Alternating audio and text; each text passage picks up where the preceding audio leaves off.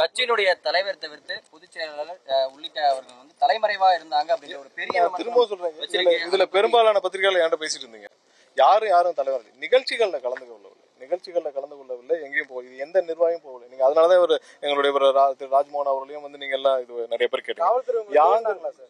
இல்ல எங்கேயுமே யாரும் தலைமறைவாக இல்லை, நிகழ்ச்சிகள்ல கலந்து கொள்ளவில்லை. அது மட்டும்தான். என்னன்னா, நாங்கள் அடுத்த கட்ட நகர்வுகளுக்கு ஒண்ணு அந்த 41 பேரை பார்க்க வேண்டும் என்பது எங்களுடைய எல்லா நிர்வாகிகளுடைய ஒரு இதா இருந்துச்சு. அதை நோக்கிதான் நாங்களுடைய திட்டமிடல் இருந்துச்சு. மற்றபடி எதுவுமே இல்லை. அது நீங்க அந்த ஒரு வாரத்துல பார்த்திருப்பீங்க. இவங்க எல்லா முயற்சிகளையும் செய்து எங்களை முடக்க வேண்டும், கட்சியை முடக்க வேண்டும், எல்லாம் பண்ணாங்க. அது எல்லாமே வந்து 2 வாரத்துல எல்லாமே உச்சநீதிமன்றம் மூலமாக தவிர்ப்புறையா இருக்குது.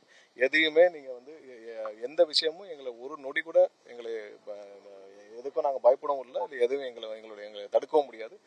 மீண்டும் பல கட்ட வீரியத்தோடு எங்களுடைய கட்சியும் எங்களுடைய தலைவரும் எல்லாமே செயல்பாடுகளும் இருக்கும். இதுல எந்தவித தயக்கமும் இல்லை.